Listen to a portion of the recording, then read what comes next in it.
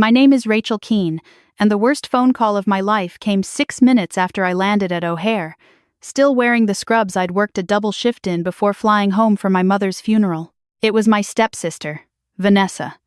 Not crying, not consoling, just a voice wrapped in cold silk. "Don't bother coming to the house." Gloria changed the locks. Gloria, my stepmother.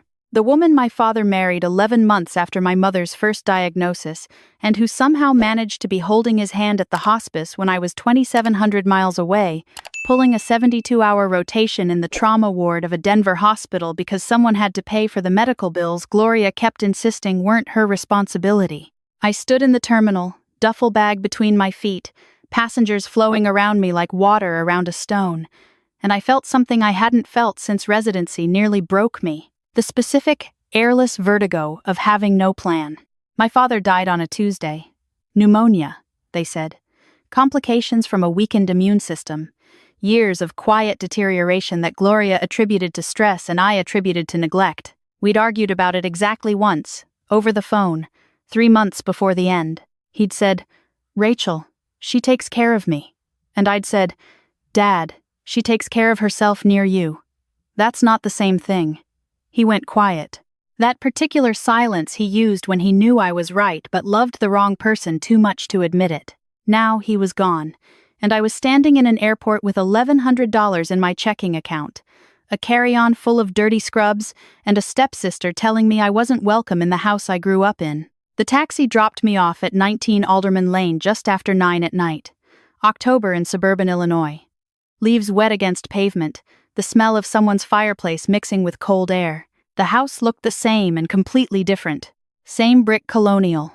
Same black shutters. Same oak tree I'd climbed as a kid with a scar on my left knee to prove it. But the garden was redesigned. The front door was painted a matte charcoal that probably cost more per gallon than my groceries for a week. And every window blazed with light. I rang the bell. Gloria opened the door. She was 53 but dressed like a magazine editorial. Cream blouse, tailored slacks, a pendant I recognized as my mother's, a sapphire teardrop my father had given her on their 10th anniversary. She looked at me the way you look at a stain on a tablecloth. "Rachel." "Gloria, you should have called first." "I did call. You didn't answer." She sighed. The way people sigh when they want you to know your presence costs them energy. Behind her, the foyer gleamed. New flooring, new console table, fresh flowers in a vase that probably had a name I couldn't pronounce. "The funeral is Thursday," she said. "I've arranged everything. I'd like to be involved. It's handled." He was my father. Her expression didn't change, but something tightened around her mouth. And he was my husband. I was here, Rachel. Every day. Every doctor's visit. Every medication adjustment. Every sleepless night. I was working to pay for his. "You were in Denver." She said it like a verdict. "You chose Denver."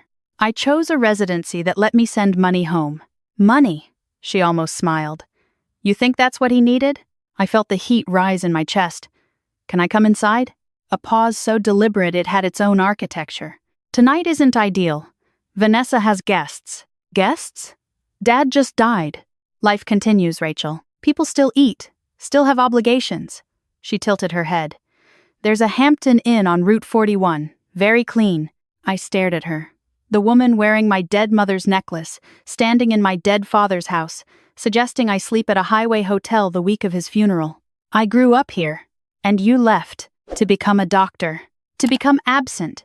She reached for the doorframe, subtly narrowing the opening. "I'm not being cruel.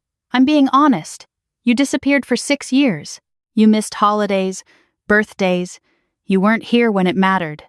I was here every time I could afford a plane ticket. Which wasn't often enough." Footsteps behind her.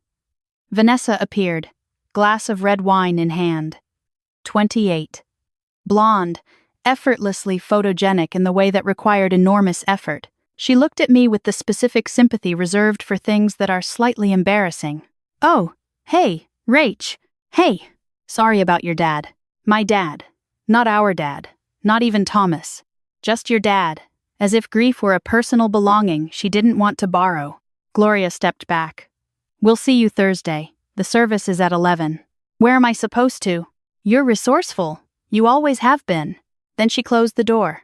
Not slammed, closed, with the quiet finality of someone who had already won and knew it. I stood on the porch of my childhood home, holding a duffel bag in the dark, and for the first time in my adult life, I cried without making a sound.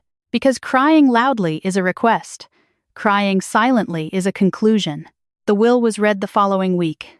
Attorney's office downtown, wood-paneled walls, the particular hush of rooms where people learn what they're worth to the dead. Gloria sat composed. Vanessa sat bored. I sat prepared for nothing. The attorney, a man named Hargrove with kind eyes and careful hands, read through the standard language, then arrived at the allocations. To Gloria Keene, the residence at 19 Alderman Lane, its furnishings, all associated accounts, and the majority of liquid assets.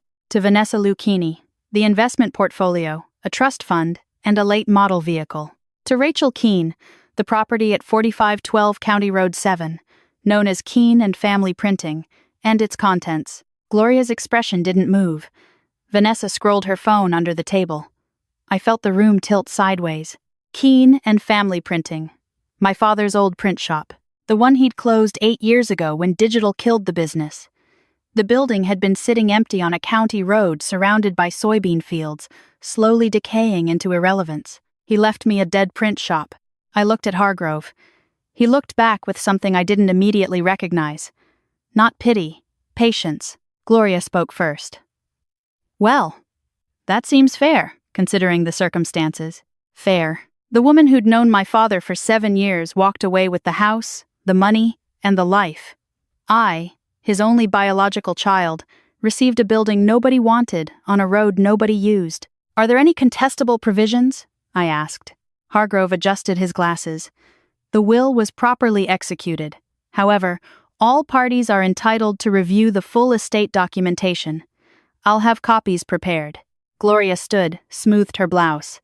Rachel, I know this is difficult. Do you? Your father loved you. In his way. His way apparently included a condemned building. Vanessa looked up from her phone. At least you got something. I didn't respond, because some sentences don't deserve the dignity of an answer. I drove to the print shop that afternoon. County Road 7 stretched flat and featureless, the kind of Illinois landscape that makes you understand why people invented windmills just to have something to look at. The building sat back from the road behind a gravel lot overtaken by weeds. Single story, brick and corrugated metal.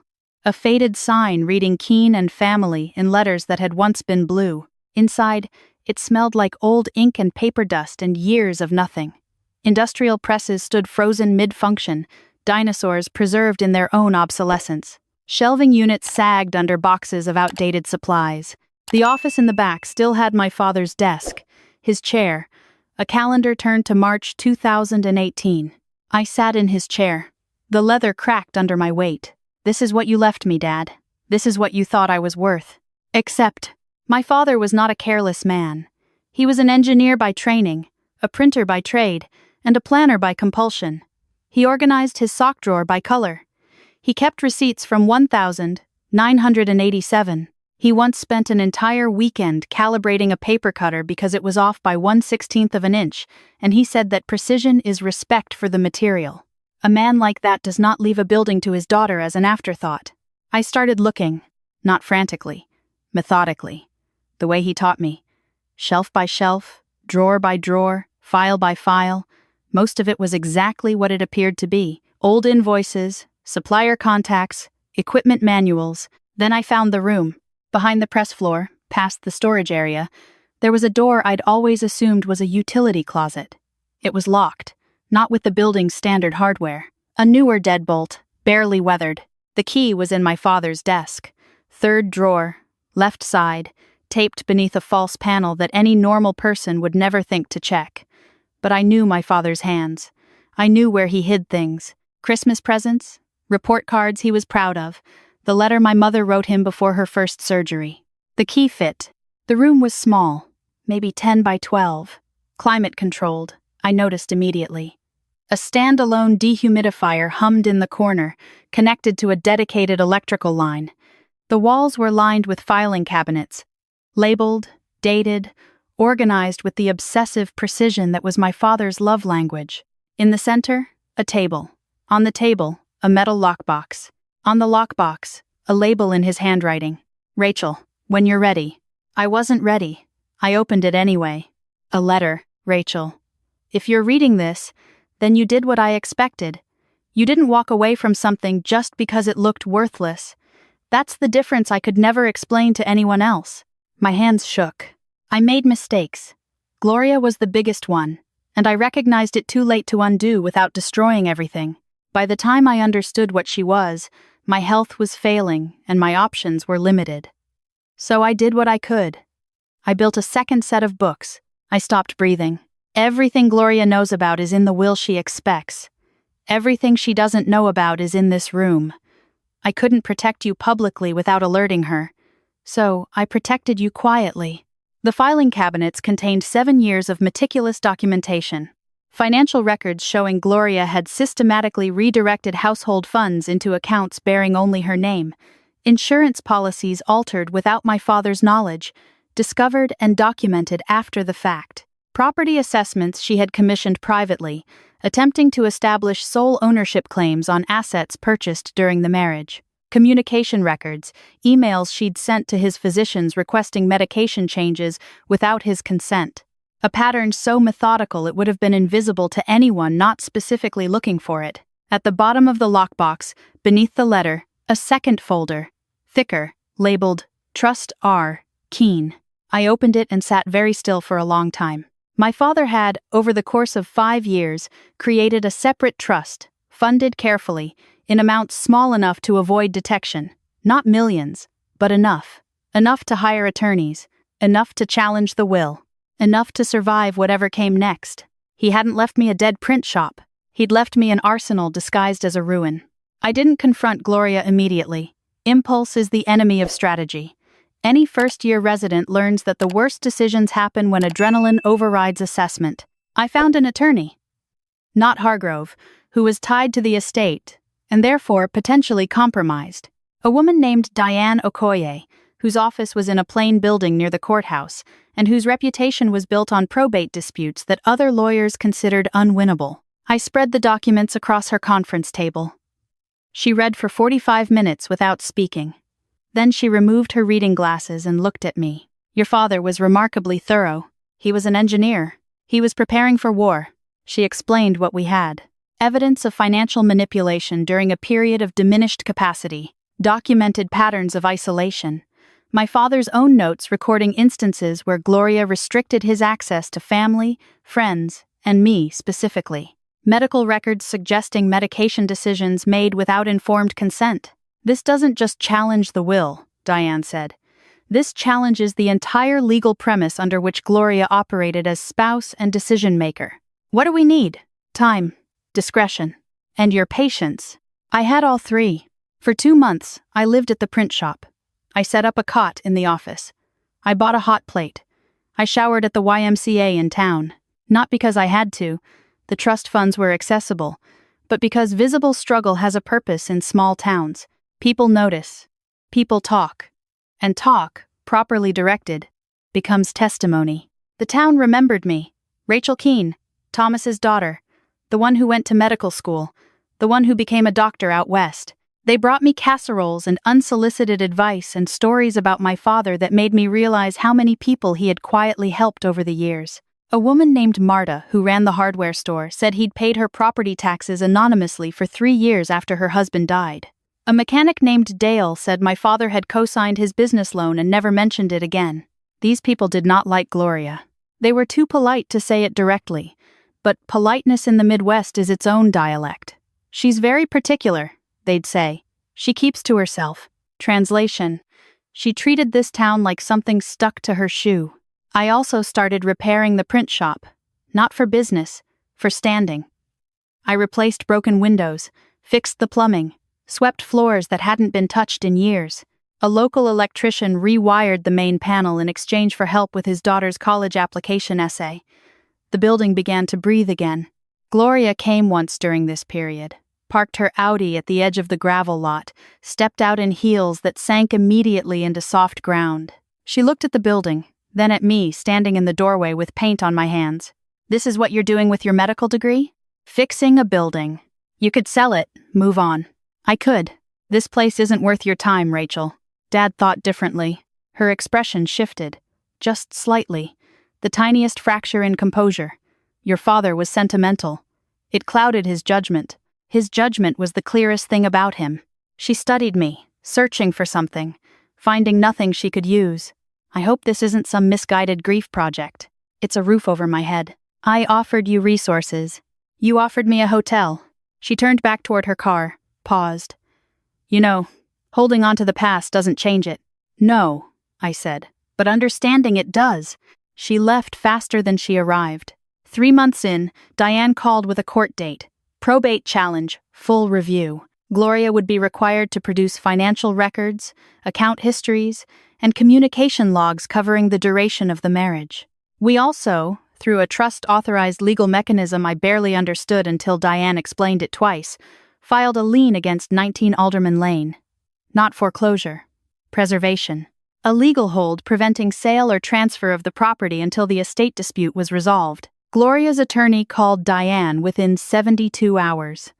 Diane described the conversation as expensive panic dressed in legal terminology. The calls to me started next. Not from Gloria directly. From Vanessa. What are you doing? Living my life. You're suing my mother. I'm challenging a fraudulent will. It's not fraudulent. A court will decide that. Silence. Then, she's going to fight you. I know. You won't win. Your confidence is noted. Vanessa's voice changed. Quieter. Less rehearsed. Why are you doing this? Because Dad asked me to. She hung up. The hearing was not the climax. Real legal proceedings rarely are. No dramatic reveals, no gasps from a gallery. Just documents, depositions, and a judge named Patricia Webb, who read everything with the unnerving thoroughness of someone who had seen every variation of human greed and was no longer impressed by any of them. But the turning point came outside the courtroom. Gloria's annual charity gala, the Keene Foundation Winter Benefit, named after my father's family, hosted at my father's house, funded by my father's money, attended by people who believed Gloria was the grieving widow channeling loss into philanthropy. Diane advised against attending. I went anyway. The house had been transformed. Tent in the backyard, heated. Strung with lights that probably cost more than my monthly student loan payment. Catering staff moved with choreographed efficiency. A string quartet played something classical enough to sound expensive without being identifiable. I wore a black dress I'd bought at a consignment shop in town. Simple, clean. The only jewelry I had was my mother's watch, a plain steel Seiko she'd worn every day of her life. I walked in during the cocktail hour. Gloria saw me from across the room. For one unguarded second, her face showed exactly what she was. Then it reassembled. Rachel. What a surprise. Beautiful event. It's for the community. It's in my father's name. A beat. She sipped her champagne. He would have appreciated the turnout. He would have appreciated honesty more. Her eyes hardened. People nearby sensed the shift. Conversations adjusted. Attention redistributed. This isn't the place, she said quietly. You're right. The place is Judge Webb's courtroom next Tuesday. Gloria set down her glass with careful precision. You're embarrassing yourself. I'm correcting a record. Vanessa appeared at her mother's side. Rachel, please don't do this here. I looked at her. I'm not doing anything. I'm attending a party, but the damage was already molecular. Whispers moved through the room with the efficiency of a virus. People had heard about the probate challenge. Small towns metabolize information faster than cities. The casserole women, the hardware store owner, the mechanic, they all had friends here, and those friends had been talking. A board member of the foundation approached Gloria with the specific body language of someone delivering bad news politely. I watched her smile calcify. I didn't stay long. I didn't need to. Presence was the message. Outside, the October air hit clean and sharp. I stood by my car for a moment, looking at the house. Lights in every window, music spilling into the dark. A performance so complete it had become its own prison. The court ruled in my favor 4 months later. Not a total victory, courts rarely deliver those. But substantial. The will was partially invalidated on grounds of undue influence. Financial recovery orders were issued. Gloria was required to return redirected assets. The house remained hers legally, but the lien and associated costs effectively neutralized its value as a financial instrument. Vanessa lost the investment portfolio. It had been funded with misallocated estate money. I didn't celebrate. Victory that comes from exposing someone's failures doesn't feel like winning. It feels like surgery, necessary, precise, and something you'd rather not have needed. Gloria fought every motion, every deadline, every procedural step. Her attorney fees alone consumed a significant portion of what she'd taken. By spring, the Audi was gone. The charity gala was cancelled. The house at 19 Alderman Lane went on the market, not by choice, but by mathematics. She came to the print shop on a Wednesday afternoon in April. No heels this time, flats, no jewelry. Her face was thinner, older, stripped of the performance that had sustained her for years. She stood in the doorway and said nothing for a long time. "I underestimated him," she finally said. "You underestimated both of us. I took care of him, Rachel. You managed him. There's a difference." Her jaw tightened. "You don't know what it was like." "I know exactly what it was like. He documented everything." That landed. She looked away. When she looked back, her eyes were wet but her voice was steady. "What happens now? That depends on you. I have nothing. You have skills. You have experience. You have time. I have a stepdaughter who destroyed me. You have a stepdaughter who refused to disappear." Silence. Long. Honest. "I don't know how to start over," she whispered. "Nobody does. You just start." She left without another word. Vanessa came separately, 2 weeks later. Less hostile, more confused. She sat on a folding chair in the shop and watched me calibrate one of the old presses I'd decided to restore. Not for profit, for memory. "I didn't know," she said. "About the accounts, about what she did to your dad's medication access. I believe you. Do you hate me?" "I never hated you, Vanessa. You weren't the architect. You were the beneficiary." She thought about that. "That doesn't make me innocent." "No, but it makes you redeemable." Another silence. She picked at the edge of her sleeve. "I got a job," she said. "Administrative assistant at a real estate office. That's a start. It pays almost nothing. Most starts do." She almost smiled. Almost. By summer, the print shop was operational again. Not as a print shop, as a community resource center. I partnered with the County Veterans Affairs Office to provide resume services, job placement support, and transitional assistance. The old presses ran occasionally for local businesses that still valued physical print. A small medical clinic operated out of the renovated back room 2 days a week. I staffed it myself. The trust my father had built funded the initial setup. Grants and local donations sustained it. The sign out front still read Keene and Family.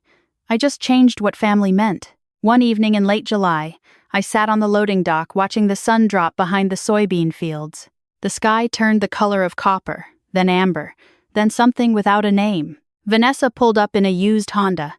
She'd been coming around more often, helping with filing, answering phones, learning the specific rhythm of work that doesn't perform itself for an audience. She sat beside me. Neither of us spoke for a while. "Your dad," she said eventually. "He really planned all of this? He planned the possibility. I built the rest. That's kind of terrifying. That's kind of love." She considered this. "My mom is working at a boutique in Naperville, selling clothes." "Good. She hates it." "She'll adjust." "You're not even a little bit sorry?" I thought about it honestly. I'm sorry it was necessary. The sky dimmed. Fireflies appeared over the field in slow, meaningless patterns that somehow felt like language. "I used to think success meant people envying you," Vanessa said quietly. "Most people do. What do you think it means?" I looked at the building behind us. The lights were on inside.